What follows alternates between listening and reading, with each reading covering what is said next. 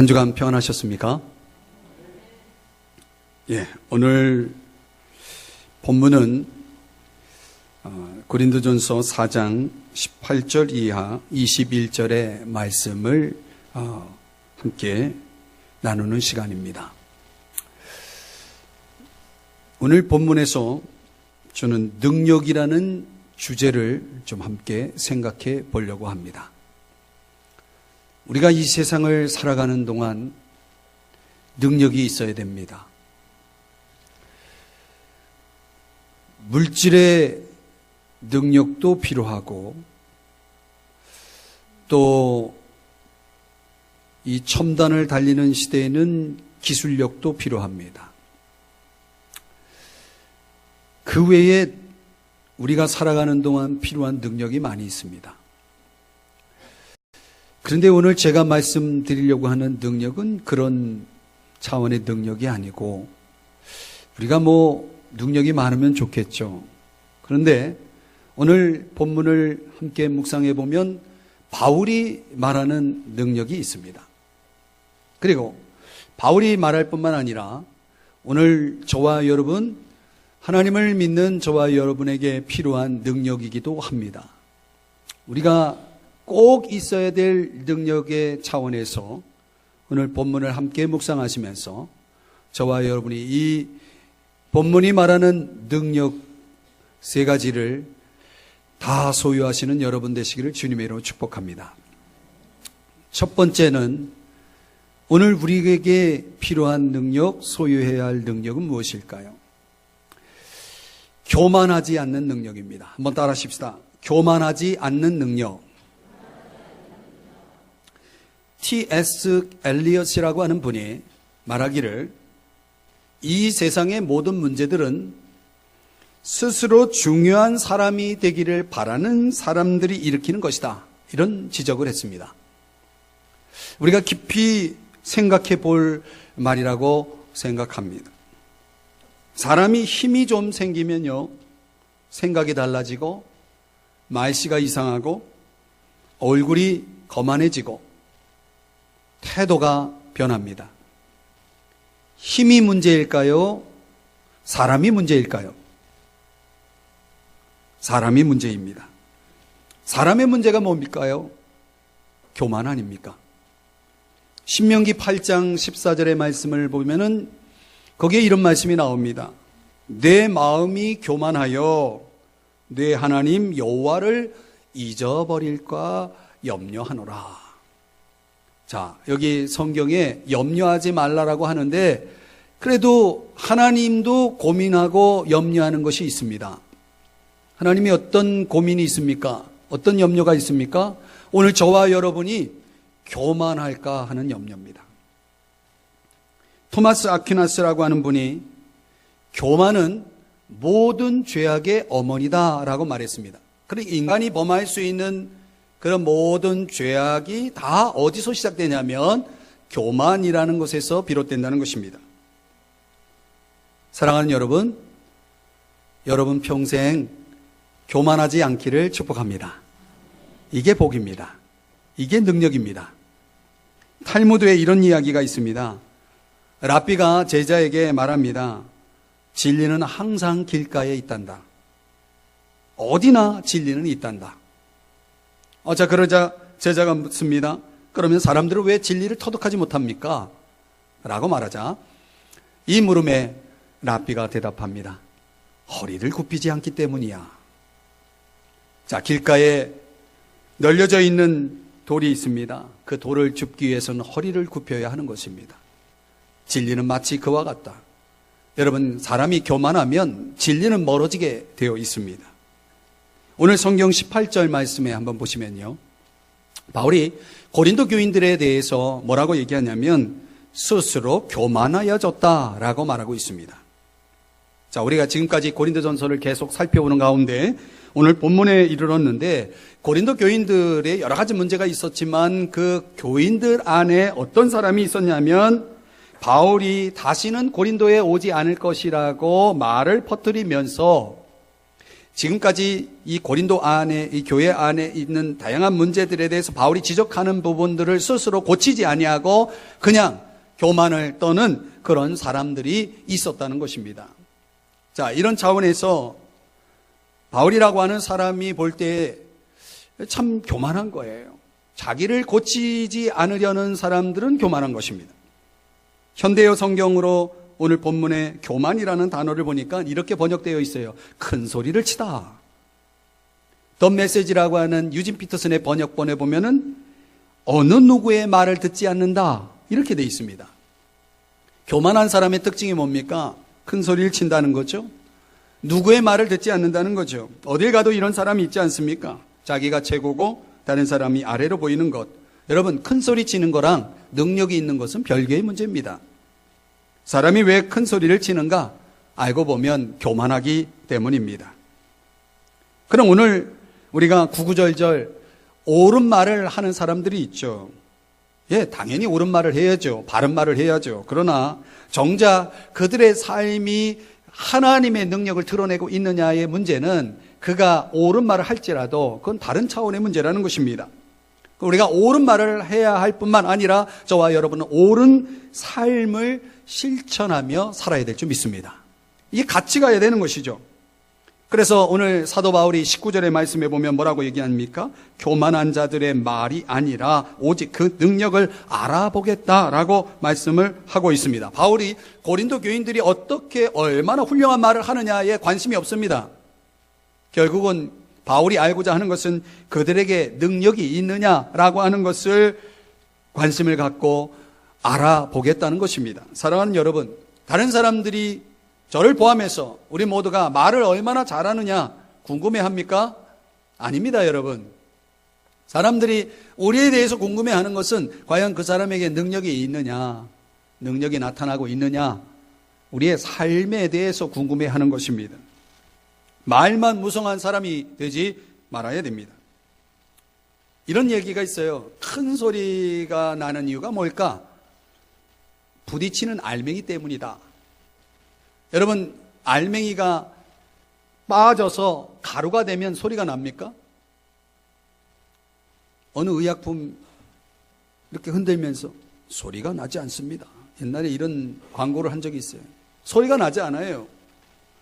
여전히 소란스러운 까닭이 뭡니까? 내 안에 아직 부서지지 않은 것이 있기 때문입니다.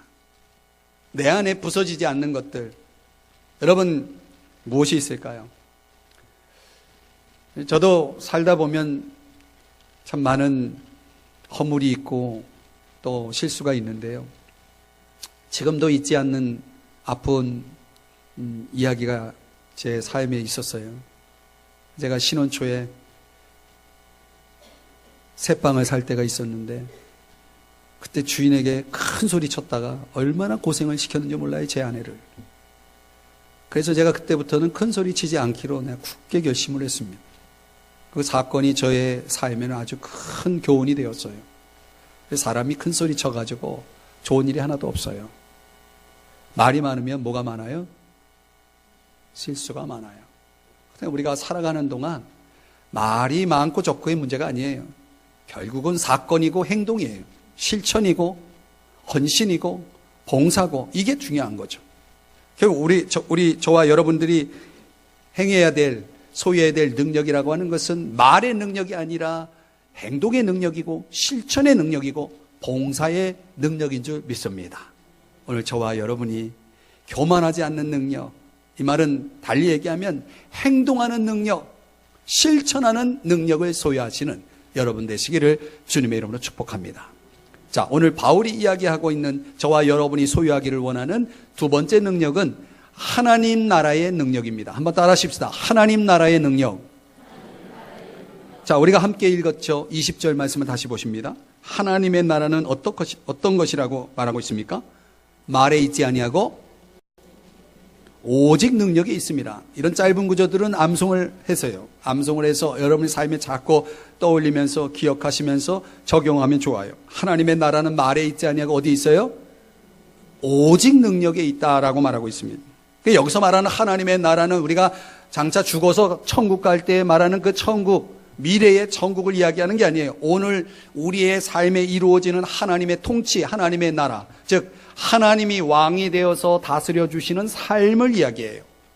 하나님이 다스려 주시는 그 마음, 그 삶이라고 하는 것은 결국은 하나님 나라인 것입니다.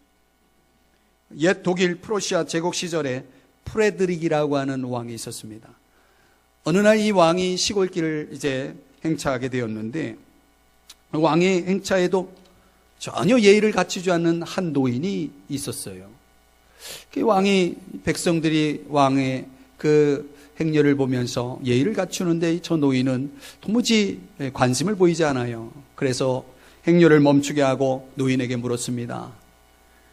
노인장은 누구시오? 이렇게 묻자 뜻밖에도 노인이 말합니다. 나는 왕이오 라고 말합니다. 그래서 이 프레드릭 왕이 또 묻습니다. 어느 나라 왕이요? 그랬더니 나는 내 자신의 왕국을 거느리는 왕이요 라고 말합니다. 이 프레드릭 왕이 눈치가 있죠. 무슨 얘기하는지 알아들었어요. 그래서 다시 물었습니다. 나라 살림은 잘 되어 가십니까? 그랬더니 그 노인이 하는 말이 이렇습니다. 바로 그게 문제요. 바로 그게 문제요. 프레드릭 왕이 이제 이렇게 말했습니다. 노인장은 나와 똑같은 문제를 갖고 있군요. 여러분, 깊이 생각해 볼 이야기입니다. 저와 여러분이 경영하는, 저와 여러분이 다스리고 있는, 거느리고 있는 나라, 우리의 인생, 우리의 삶, 잘 되어 가고 있나요? 여기에 우리의 문제가 있어요. 우리가 살아가는 동안 우리의 문제는 우리가 경영하는, 우리가 다스리고 있는 나라가 생각대로 잘 되지 않는다는 것입니다. 두 친구가 등산을 갔습니다. 그런데 한 친구가 그만 어두운 하산길에서 잘못 디뎌가지고 이 낭떠러지에 떨어지고 말았어요.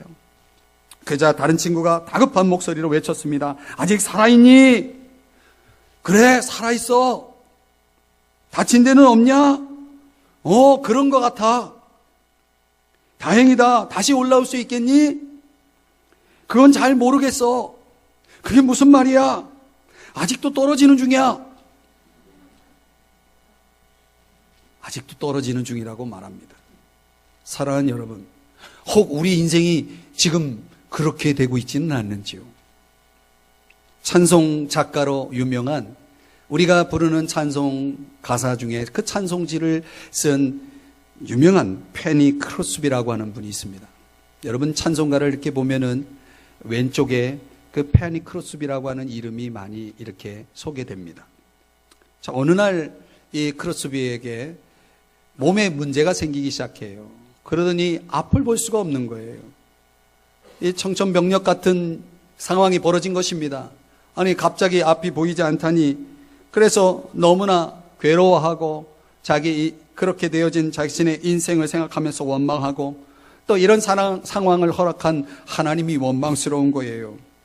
그런데 이제 어느 날 꿈을 꿨는데 자기가 존경하고 사랑하는 선생님이 꿈에 나타났는데 그 꿈에서 선생님이 병으로 죽어가고 있는 거예요.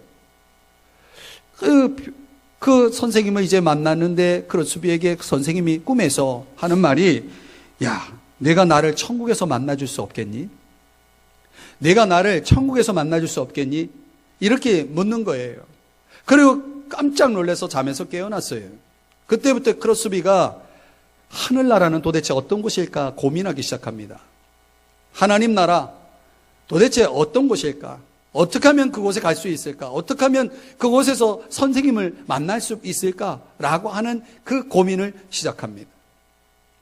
그 고민 끝에 크로스비가 생각하기를, 착하게 살아야지. 착하게 살면 그곳에 갈 수 있을 거야 해서 비록 앞을 보지 못하지만은 그가 간호사에 지원합니다. 그래서 간호사의 일을 하면서 열심히 선한 일을, 착한 일을 많이 합니다. 그런데 이상해요. 마음에 평안이 없어요. 마음에 하나님 나라에 대한 확신이 없어요. 그런 고민을 하고 있는 중에 어느 날 어느 교회에 한 집회에 참석을 하게 되었는데, 거기서 찬양을 부르는데 이런 찬양을 불러요. 여러분, 우리가 예배 중에도 이렇게 하나님 말씀을 듣는 시간도 있지만 찬양의 시간도 있잖아요. 듣는 시간도 있고 부르는 시간도 있죠. 기도의 시간도 있죠. 이 예배의 모든 이 오더 속에, 이 순서 속에 있는 하나하나가 사실은 하나님을 만나는 채널이에요. 우리가 그 속에서 하나님을 만나는 일들이 어떤 사람들에겐 벌어지는 거예요. 이 크로스비가 회중이 이 찬양을, 다음과 같은 찬양을 부를 때에 하나님의 음성을 듣게 됩니다. 웬 말인가? 날 위하여 주 돌아가셨나? 이 벌레 같은 날 위에 큰 해 받으셨네. 늘 울어도 눈물로써 못 갚을 줄 알아. 몸밖에 드릴 거 없어 이 몸 바칩니다. 이 찬양을 듣고 부르는데 이것이 마치 주님이 자기를 부르시는 음성으로 듣게 됩니다. 그리고 이 찬양이 끝나고 크로스비는 마음으로 하나님 앞에 이런 고백을 주님께 드리게 됩니다. 주님, 제가 스스로 내 인생을 고쳐보려고 노력했습니다. 그런데 실패했습니다. 주님, 이제부터 제 인생을 맡아주세요. 주관해 주세요. 변화시켜 주세요. 이렇게 기도를 드렸다고 합니다. 그리고 크로스비는 놀랍게 변화됩니다. 여러분이 아시는 대로 그의 주옥 같은 찬송시의 그 가사 한 절 한 절이 우리에게 얼마나 큰 감동을 주는지 모릅니다. 여러분, 그 찬송시가 바로 이 변화된 크로스비에 의해서 지어졌다는 사실을 아십니까? 사랑하는 여러분, 우리의 인생을 주님께 맡기지 않으시겠습니까? 하나님이 원하시는 인생을 살고 싶지 않습니까? 심리학자들이 공통된 의견 가운데 사람이 사람답게 살기 위해서는 세 가지 필요가 있어야 된대요. 첫 번째는 중요성입니다. 사람이 살아가는 동안 여러 가지 물질적인 여유가 생기고 또 자신이 어떤 이루고자 하는 일들을 성취하고 이런 것에서 행복을 느끼기보다는 나를 정말 중요하게 여겨주는 것에 대해서 내가 필요하다는 것을 느끼게 해주는 그런 사건들, 그런 일을 통해서 사람들은 행복해한대요. 내가 중요시 될 수 없다면 그 어떤 것도 나를 행복하게 할 수 없다는 것입니다. 우리 인간이 인간답게 살기 위해서는 그래서 중요성의 필요가 있는 것입니다. 그런데 여러분, 성경에 보면 예수님이 나를 위해 죽었다는 것입니다. 그냥 죽었겠습니까? 예수님이 나를 위해 죽었다는 것은 뭡니까? 예수님이 죽으시면 곧 내가 얼마나 가치 있고 중요한 존재인가를 보여주는 그런 죽음이 아니겠습니까? 이걸 깨닫는 것을 신앙이라고 말하고 믿음이라고 말하는 것입니다. 그럼 오늘 우리가 예수 그리스도 안에서 이런 필요를 충족할 수가 있는 것입니다. 사람이 사람답게 살기 위해서는 또 뭐가 필요할까요? 안정성이 있어야 된다는 것입니다. 사람이요, 살면서 늘 불안해해요. 여러분, 이상해요. 아침에 일어나면 걱정부터 생기죠. 당장 문제가 있어서 걱정하고 염려할 수도 있지만 생기지도 않은 일들을 상상하고 만들어가지고 염려하고 걱정하고 살아가는 사람들이 얼마나 많아요. 옆 사람을 슬쩍 보세요. 혹시 그런 분이 옆에 계시나? 여러분, 우리가 살면서 종종 우리가 얼마나 불안해하는지 몰라요. 그런데 여러분, 이런 불안감이 안정감으로 바뀌기 위해서는요, 어떻게 해야 될까요? 우리가 어디에서 우리의 안정감을 느낄까요? 이 사람들이 중년이 되면 개인적으로 그런 생각을 많이 하는 것 같아요. 이게 사람들을 자꾸 이렇게 찾습니다. 사람들을 찾는 이유가 뭐냐면 뭔가 거기서 안정을 얻고 소속을 얻기 위해서 이 소속감이 필요합니다.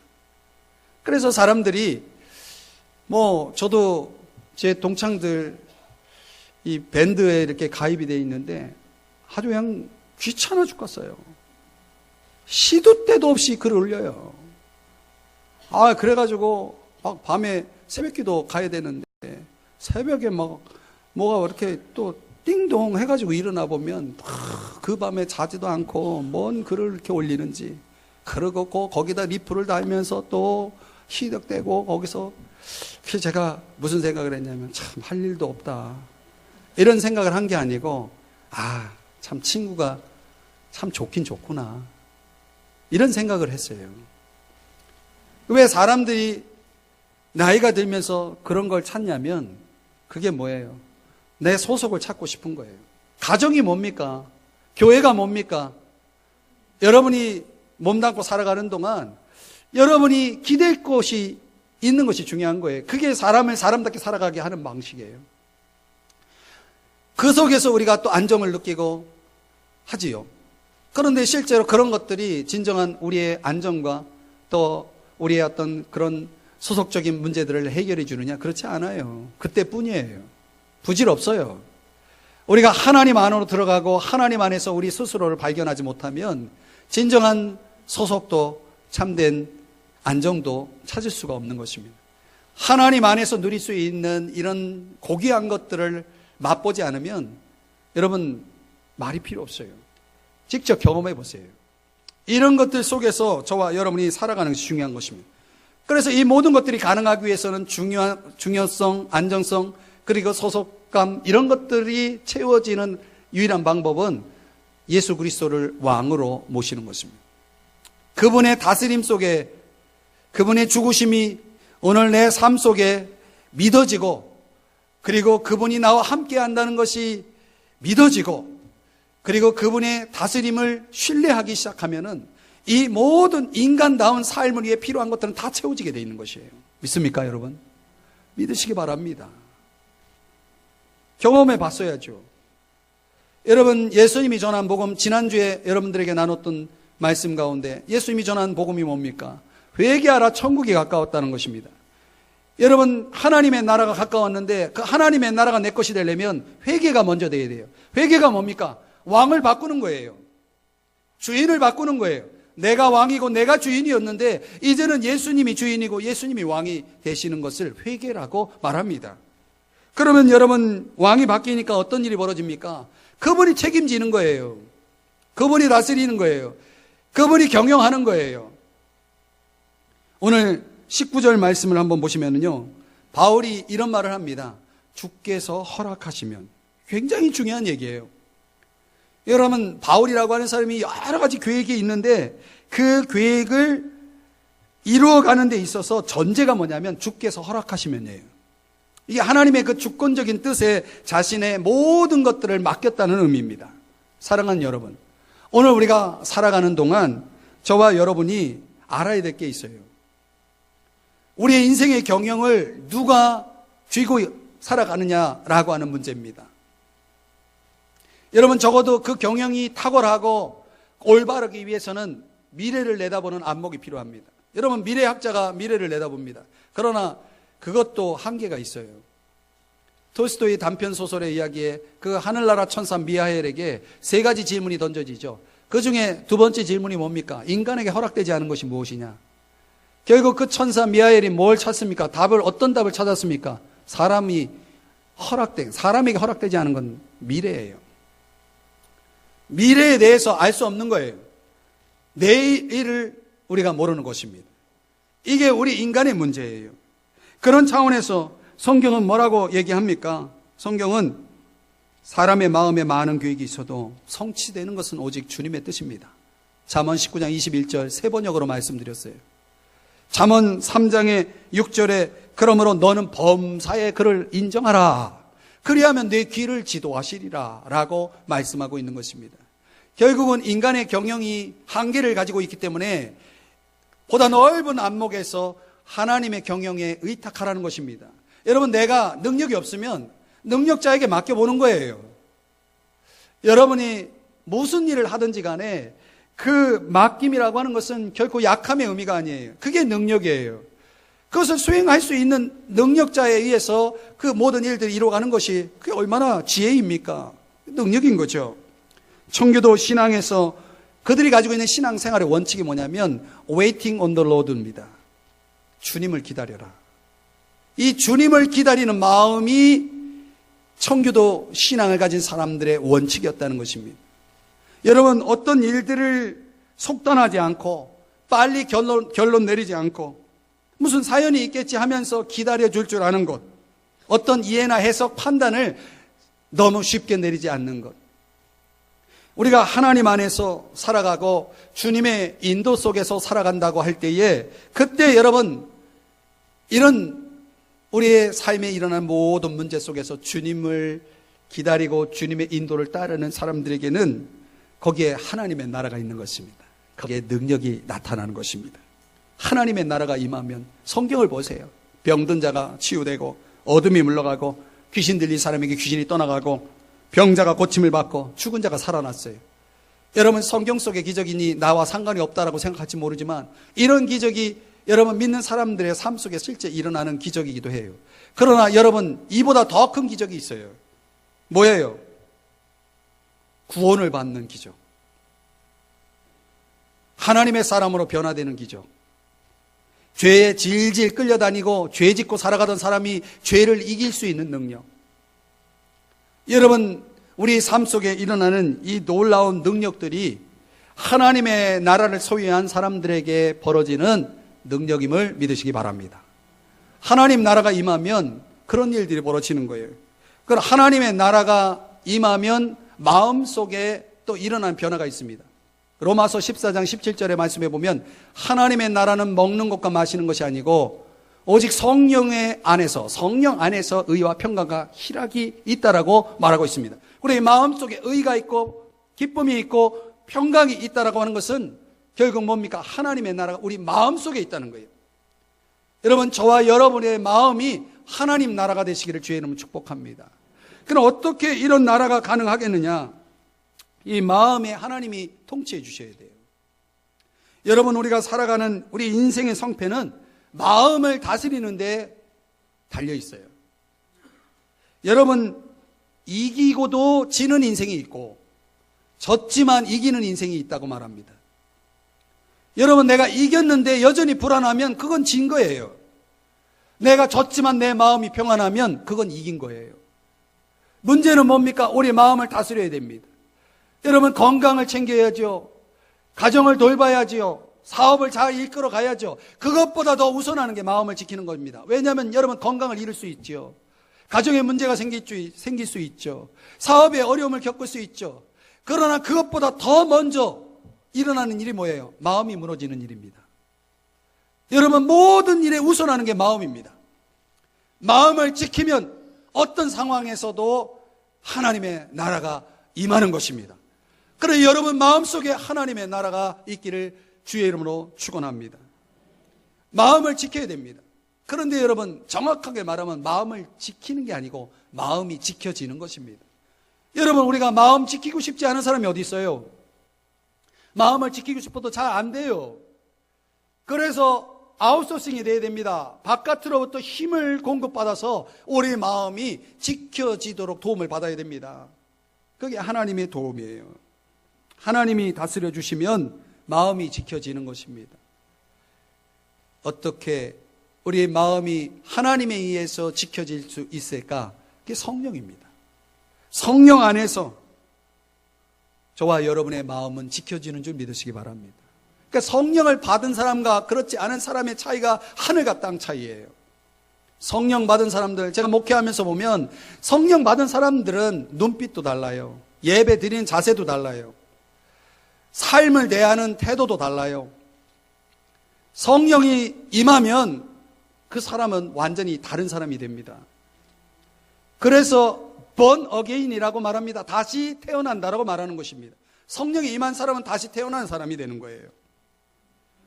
여러분, 성령이 아니고는 저와 여러분이 아무것도 할 수 없다는 걸 아셔야 돼요. 우리 자신을 이길 수 없습니다. 성령이 아니고서는. 죄를 이길 수 없습니다. 성령이 아니고서는. 여러 가지 시험을 이길 수 없습니다. 성령이 아니고서는. 한번 검증해 보세요.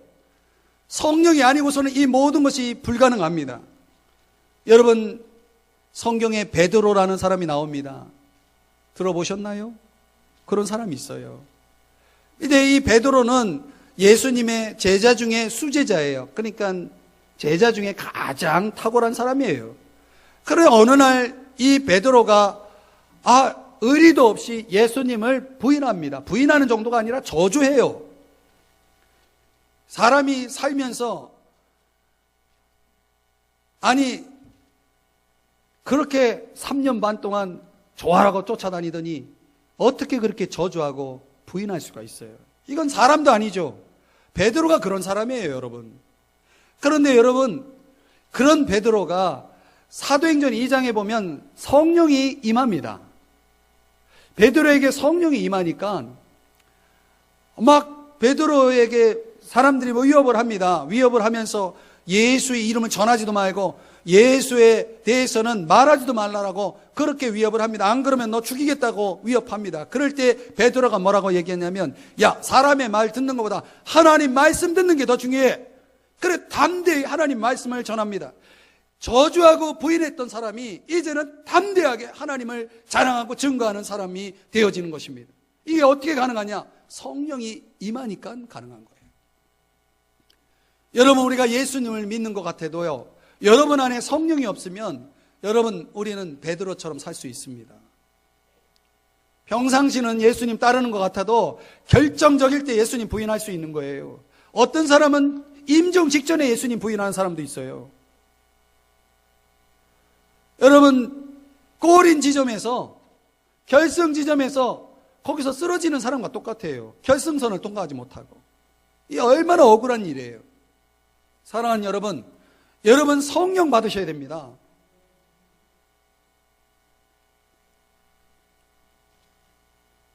예수님을 왕으로 모시는 하나님의 나라, 이것은 성령을 모실 때 시작되는 겁니다. 성령님이 저와 여러분 가운데 있으면 마음의 능력이 나타납니다. 거룩한 삶을 삽니다. 변화가 이루어집니다. 놀라운 기적들이 일어납니다. 우리 삶 속에 그런 능력을 소유하고 살아가야 하지 않을까요?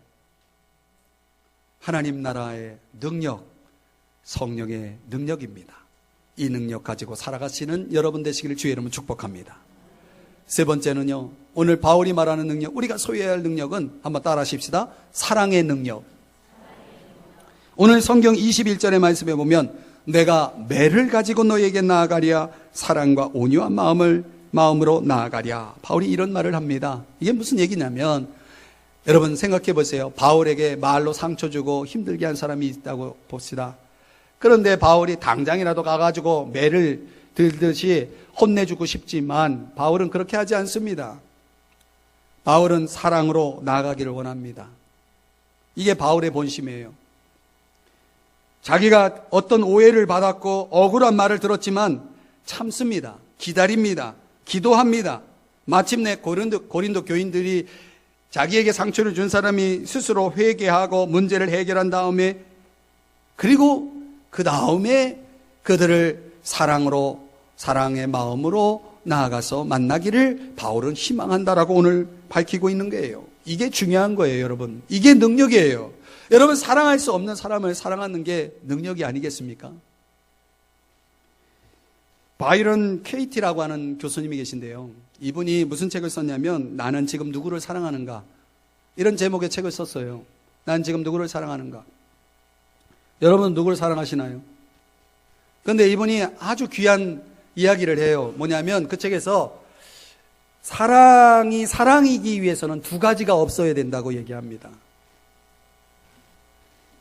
사랑에 들어가 있지 않아야 될 두 가지. 첫째는 조건입니다. 조건이 없어야 사랑이다. 어떤 조건? 내가 사랑했으니까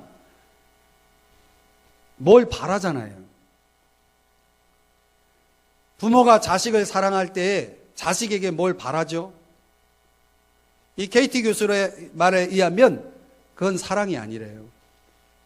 아무것도 바라지 않는, 어떤 대가도 바라지 않는 게 사랑이라는 거예요. 이게 바로 하나님이 우리를 사랑해 주신 방식 아니겠습니까?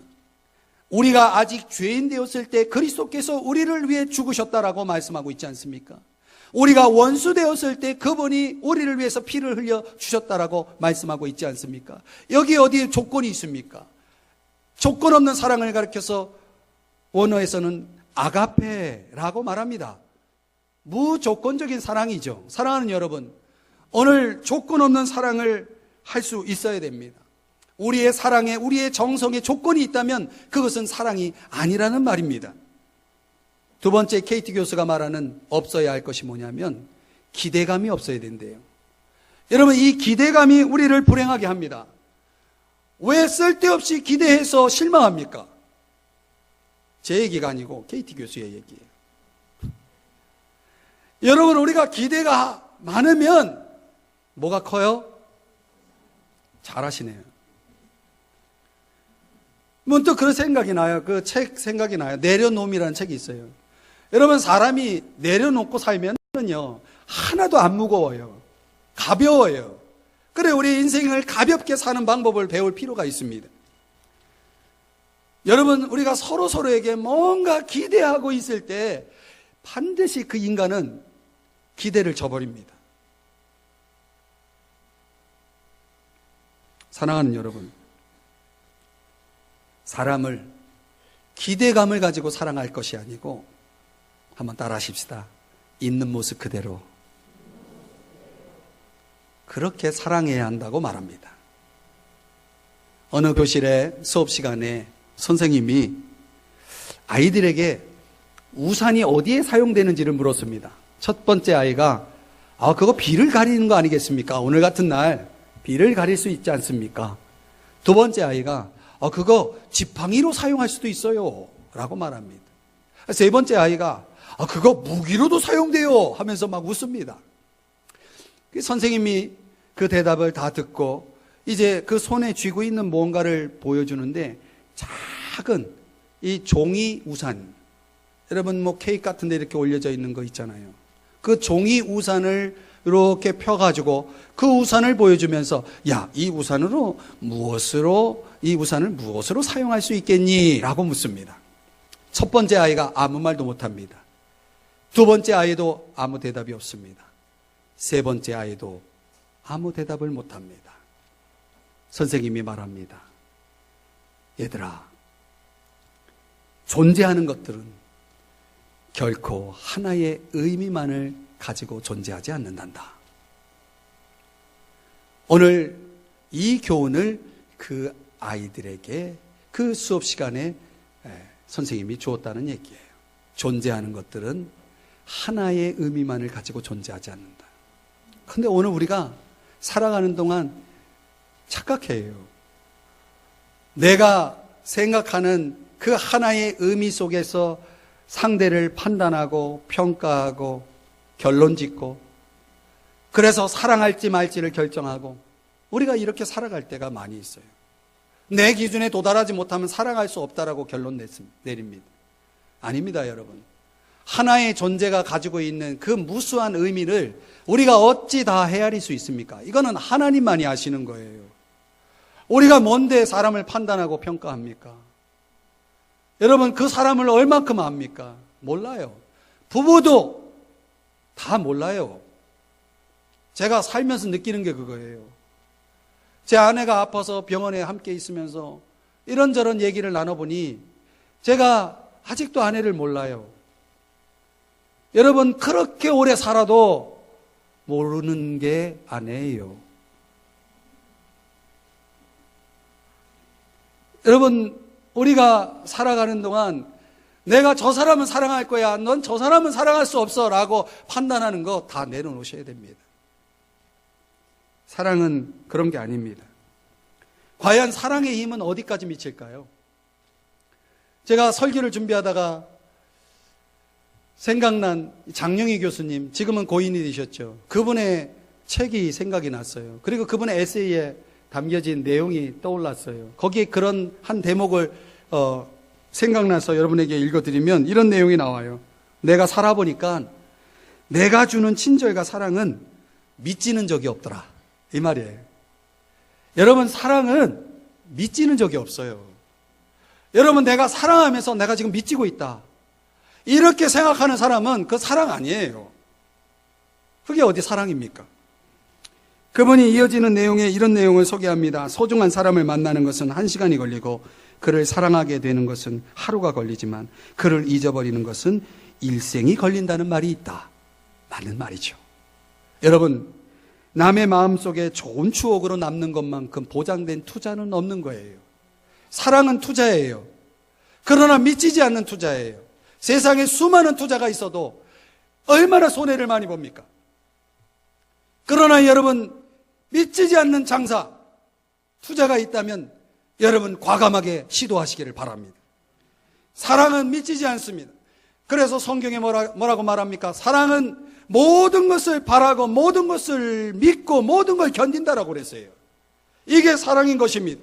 사랑에 한계가 있습니까? 한계가 보이질 않아요. 오늘 저와 여러분이 하는 사랑은 한계가 있을지 모르겠습니다. 그러나 여러분 도전하세요. 포기하지 마세요. 우리는 얼마든지 성령 안에서 사랑할 수 있는 능력이 주어지는 것입니다. 어떻게 우리가 사랑할 수 있습니까? 우리 힘으로는 안 되는 것이에요. 그래서 오늘 주어진 이 모든 능력은 다 하나로 함축됩니다. 성령으로만 가능합니다. 성령으로만 우리는 교만하지 않은 능력을 가질 수 있고 하나님의 나라를 소유할 수 있고 사랑할 수 있는 능력을 갖게 되는 것입니다. 성령을 받으시기를 바랍니다. 하나님의 사랑이 우리 가운데 임하고 그 능력이 저와 여러분을 덮기를 주의 이름으로 축복합니다. 말씀의 결론을 맺을게요. 제가 오랜만에 연탄길이라는 책을 하나 꺼내봤어요. 오래전에 산 책인데 거기에 한 글이 제 눈에 들어왔습니다. 이런 내용이에요. 이른 새벽 한 젊은이가 전봇대에 구인 광고를 붙이며 바쁘게 지나갔다. 그리고 잠시 후 길을 지나던 한 사내가 진지한 얼굴로 구인 광고 앞에 발을 멈췄다. 며칠 후 구청에 임시 고용된 노인들이 물 젖은 솔로 광고지를 벗겨냈다. 그리고 깨끗해진 전봇대를 확인하려 구청 직원이 다녀갔다. 그리고 저자는 이렇게 그 광경을 다시 한번 해석합니다. 종이 한 장이 이토록 많은 사람들을 먹여 살린다. 종이 한 장에 여러 사람들의 엄숙한 삶이 힘겹게 매달린다. 한 장의 종이가 예사롭지 않은 세상. 지금 우리는 얼마나 힘겨운 세상을 살아가고 있는가? 글의 내용은 이렇게 마칩니다. 사랑하는 여러분, 종이 한 장에 매달리는 세상, 이 예사롭지 않은 세상, 힘겨운 세상을 여러분은 어떤 심정으로 어떻게 살아가고 계시나요?